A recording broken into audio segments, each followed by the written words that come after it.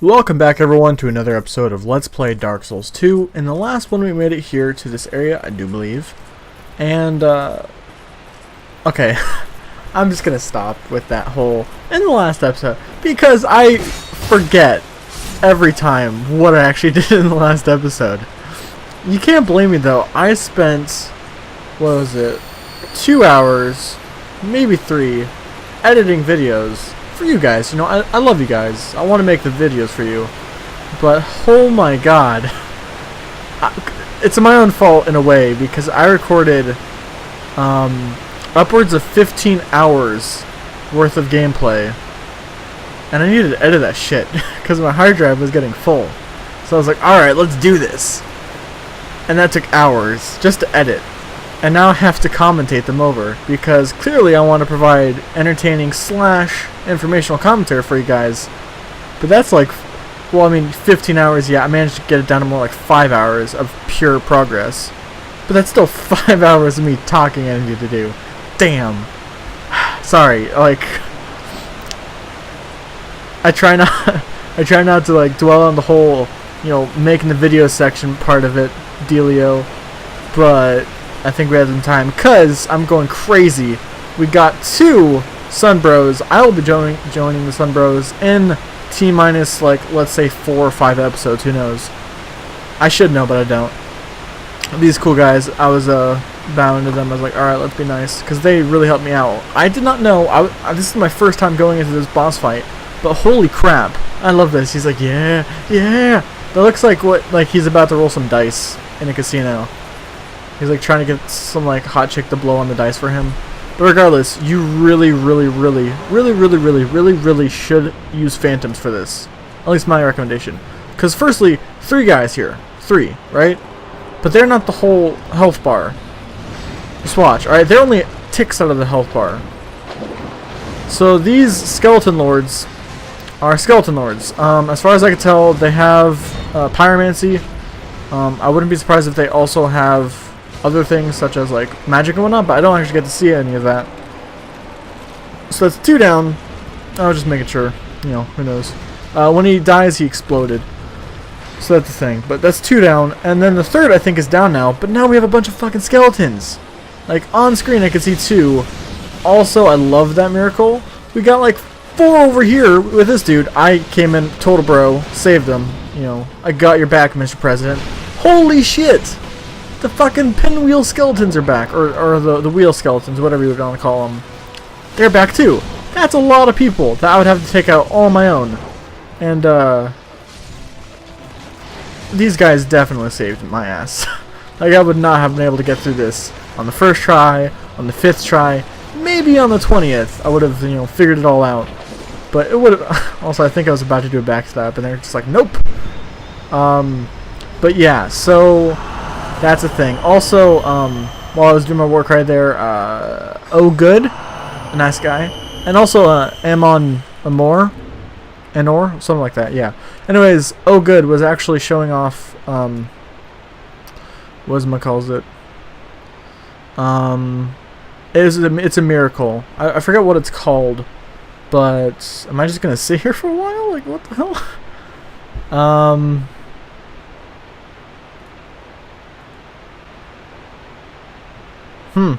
Okay, there I'm turning. Alright, that was weird. I just sat there for a while. I guess I must, you know, again, sorry, but I was probably like browsing Reddit or something.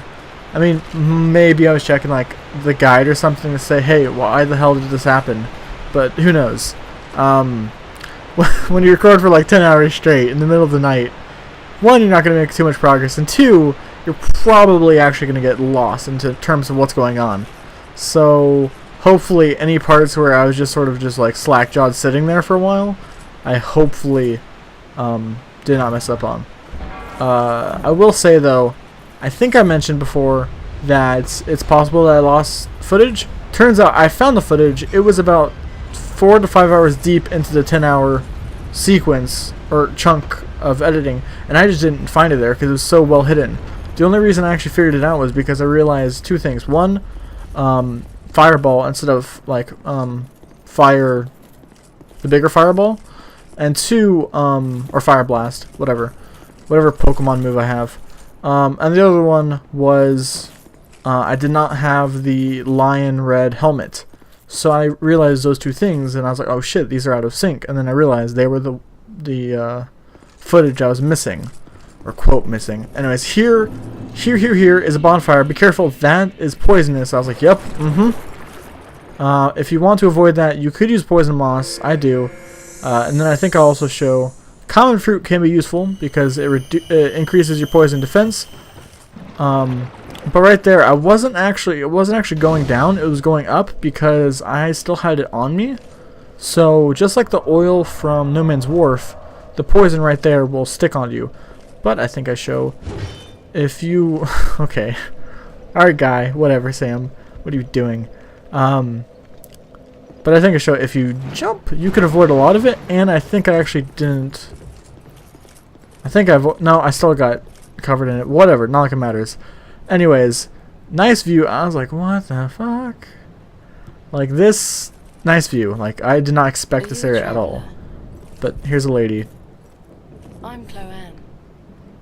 Chloanne, that's not a name. I'm sorry. But Chloanne sells gems. I believe Chloanne is the daughter of Leningrass, the blacksmith in Majula.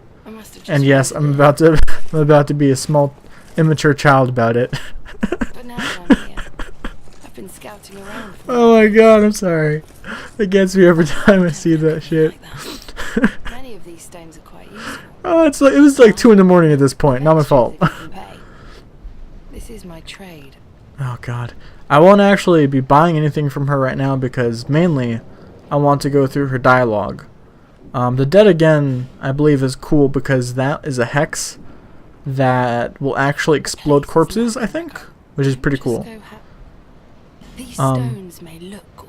But yeah, I am skipping over her dialogue, yeah. I wasn't super interested in what she had to say, to be honest, but if you do want to see what she's saying, you can, of course, pause for each dialogue. Perhaps we'll meet again. I've searched. But yeah, right there, I reached the end of it. Basically, finally, she's like, yeah, I'm going to move. So she goes back to Majula, so we'll get more talking interaction with her there. Interaction. Sorry. Also, I was trying to see if I could kill it. That's not an actual skeleton. It's just some dead corpse, which is redundant, but it's a fact. So, what is going on here? This whole area is filled with green fog. Green fog, of course, being poisonous stuff. And there's a couple skeletons, but they're not really a big of a deal. Like right there, boom. I think it happens to be... maybe it's the fact that I just have a good weapon right now, but they seem weaker than Dark Souls 1. I don't know if that is true or not. But regardless, you will see in a moment, or in some moments, a good place to buy common fruit and buy the poison clump things. So you'll see this soon enough. So don't fret. If you have no poison stuff going into this area, you are not screwed. You are not underprepared. You are doing just fine because the game prepared for that. So if you watch along, you'll see in a bit. Firstly, though, this guy, or guys actually, so this big guy is actually being controlled by a guy up top. Didn't realize that, which is pretty cool actually. Did not realize that, but I will say I tried. I am fairly sure to, like, maybe 90% sure that you cannot snipe the guy that's driving him, because he seems to share the same health points. He acts as the exact same character. It's just that the model looks like it's 2 different people. So just treat him as one. So you unfortunately can't actually kill the guy on top, as far as I can tell. But regardless, the big guy really just throws, I believe they're hex, because, or maybe just dark. I mean, I think hex is like purple. So like, we got miracles, and then you have like pyromancy, and you have a little bit of darkness. But hex is like, it's a little bit of intellect and a little bit of faith. So it's like combining sorceries with miracles. So I think that was hex. I'm not super sure. Might have been binary. That's a terrible joke, but I think it's funny. Fragrant branch there, very useful. Also chest there, very useful. And a person here. Very useful. That's Gavlan. Gavlan wheel, Gavlan deal. And we are gonna deal and wheel with Gavlan. That is for sure. Sorry. Fucking wheel deal. Oh, it gets me. No. Gavlan, very cool person. Yeah, Gavlan know me. Anyways, he has a Ring of Giants. That's cool. Poison arrows. Already bought them out. Fuck yeah, right here. The poison moss. He doesn't actually have common fruit. Still poison moss. Super useful. You don't need that many because if you actually let yourself get poisoned and use the moss right at the end, hopefully you've taken a little bit of poison by the time you get outside of a sorry, Gavlan. Oh, that's funny. Oh, sorry, it just got to me. If you use the moss clump after you get out of the poison, at that point you should have already been fully poisoned and be taking a little bit of damage, but you could do that to limit the amount of times you have to use the item, and a quick Estus or maybe even a life gem, and you'll be fine. I don't use the throwing knives too much, but I do equip them because they can be nice. But Gavlan, I will say, even if you exhaust all his dialogue, he will not, in fact, move to Majula, which sucks, because we've seen him in No Man's Wharf. He's now here in, this is called the Harvest Valley. He will not move into Majula. Instead, he will move into a place called the Doors of Pharaohs, I do believe. And after that, I believe he moves on to another place, which is his final, not resting place, but final, like, location. Not super sure. I'll have to figure out the exact location, but I'm sure I'll just come across them naturally, because I've been doing my best to explore, so I've been, for the most part, finding just about everything. I mean, there's plenty I've been missing, but also plenty I've been getting. But here you can see, I did get poison, I did get the item. I guess I just decided to use poison moss, because I could. I actually got a fire seed thing, or fire flame, something like that. It's a seed with fire included in the name, right? That one is for upgrading your pyromancy. You might not have seen it, but I've already upgraded my pyromancy a couple times. Don't, in my humble opinion, I would say if you're going to go full pyromancy, if you're going to use it for PvP and all that, fucking do not use the seeds to upgrade. They might be infinite, you might be able to get them somewhere, but regardless, you can buy like 4 of them off of like Mary Beth or whatever her name is, and you can find a few. I recommend actually holding on to them because you get a much better pyromancy flame called a dark pyromancy flame, which you get in the gutter.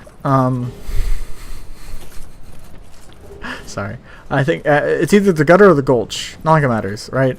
It's basically down the hole in Majula, and we'll be seeing that in not too long. So if you just follow along, the episode should be out within the day or so of this being uploaded. Just watch that, and you can find the dark pyromancy flame, and it's so much better than using and upgrading the old one, because mine right now, or mine at the time of finding the new one, was upgraded 4 times. It was +4. The new one was only like 20 or 30 damage behind the +4, meaning of course it would have been much higher with that +4. So I made the mistake, but live and learn. I'm not going full pyromancy, so it sucks, but whatever. Here I'm just selling some stuff, so maybe that's a little bit boring, but whatever.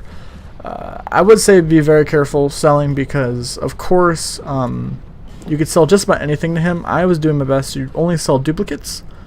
So when I had double, I also broken swords. So there's a fucking Reddit post being like, dude, broken short sword is god tier weapons. I'm like, okay, maybe. It's silly. So maybe you could find some use from the broken weapons. For me, they're broken weapons. I don't care. I'm just not going to bother with them. Also, I love the fact when I have like 5 of the same helmet. Lovely. Try not to sell any keys, to be honest. I mean, maybe you could sell like, there are like, when you get the Ring of Steel Protection and Ring of Steel Protection 1 or +1, yeah, you could sell the old one, but I don't think it's really worth it too much. For this, it's more like I have a bunch of extras because I just found them. Might as well sell them, because otherwise they would just burn a hole in my pocket. I like this because I'm fairly sure, and I put a lot of hours in Dark Souls 1, I'm fairly sure that there was no way to sell stuff in Dark Souls 1. So this is a very welcomed feature. And I'm glad it's very limited, that only one guy does it, because that makes him special. And that makes it so, like, I can't just, like, ignore a bunch of NPCs and have to go to each one for their different uses. So I would say you want to stock up on as many poison moss clumps as you can. They're very useful, and you won't actually be using them too much, but if you're going to be trying to find all the items and whatnot, I would recommend getting a bunch, because back there was plenty of items, and up here there will also be some items, which can be somewhat hard to get without dying if you do not have any sort of poison defenses and or poison moss. I keep calling them clumps, but fuck, they look like clumps. What do you want me to do about it? Sorry. I keep messing up with the names, like... Oh well, not like it matters. Hexing urns, you know, they're just urns that throw hex. They deal, like, dark damage. Okay, yeah, there you go. Well, I guess hexes are dark then. But hexes use... Dude, I'm not a mage. I ain't a sorcerer. I ain't no wizard. I am a melee class swordsman. Alright, yo. Dog, I don't know what the fuck's going on with that hex stuff. You know, weird ass shit. Weird wording aside, I will say, here, don't be afraid, to be honest. It's very safe to go up and just fight them. The worst you could do is get killed instantaneously by their darkness. Like, that's nothing. I say that because I've had that happen a couple times where he basically went, and that flew right into my face and I died. It's lovely, actually, to see it happen. I think it might happen up here. Right there. Boom. Lovely. Fucking love it. Just one hit. He's just like... and I die. Regardless, do not be afraid of just going in there and throwing a bunch of poison knives. I guess I was like, well, time for some poison. I mean, if you throw enough, they should get poisoned, which will drain all their health, but I guess I just wasn't lucky enough for that. I'm surprised that, wait, I just realized, I don't know what their faces look like, because they have shit covering their faces. They have cloths, right? So what are they? Huh. I don't remember. Am I man enough? Do I go for a jumping attack? No, I guess not. I was taking the cautious route. I'm a filthy casual. So, you might also slightly be wondering, maybe like one of you, being like, hey, why aren't you just running ahead? There we go. Plunging attack. My favorite. Well, the reason we can't actually run ahead is because the only path is right behind them. And I thought that was a breakable path. Turns out it's actually a switch you have to hit, which is above it, being guarded by a dude. We'll be heading up there in just, like, right now. But I was like, no, it looks like you could break it. You could actually break similar ones later on. You can't blame me for trying. It's worth it. I put 2 and 2 together eventually. I don't know, just like the Huntsman's Cops, there's not Cosps or what the fuck, it doesn't matter. In the Huntsman's place, there's plenty of just meh sort of hollows, undead. They're not very difficult at all, so don't worry about just going toe to toe with a bunch of them. The only ones that are exceptions are the ones that can belly flop for like crazy amounts of damage. Regardless, though, this is about at the end of the episode. I hope you enjoyed. We've made it here to the first big bonfire in the Harvest Valley. The other one is just a sort of introductory one. But here you go, bonfire, very useful. And in the next one, we'll be heading into the Earthen Peak. I will see you then. Goodbye.